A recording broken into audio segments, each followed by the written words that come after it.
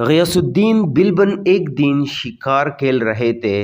तीर चलाया और जब शिकार के नज़दीक गए और देखा तो एक नौजवान उनके तीर से घायल गिरा पड़ा तड़प रहा है।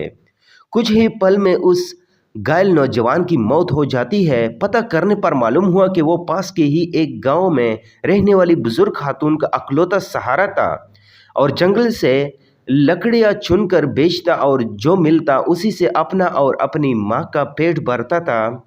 गयासुद्दीन उसकी माँ के पास गया, बताया कि उसकी तीर से गलती से उसके बेटे की मौत हो गई। माँ रोते रोते बेहोश हो गई।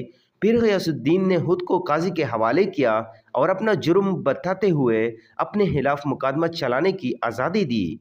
काजी ने मुकदमा शुरू किया। बूढ़ी माँ को अदालत में बुलाया और कहा कि तुम जो सज़ा कहोगी वही सज़ा उस मुजरिम को दी जाएगी।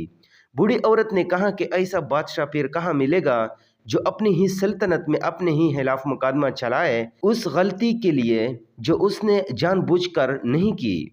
आज से गयासुद्दीन ही मेरा बेटा है और मैं उससे माफ़ करती हूँ। काजी ने गयासुद्दीन को बरी किया और कहा, अगर आपने अदालत में ज़रा भी अपनी बदशाहत दिखाई होती तो मैं उस बुढ़िया के हवाले न करके खुद ही सख्त सज़ा देता।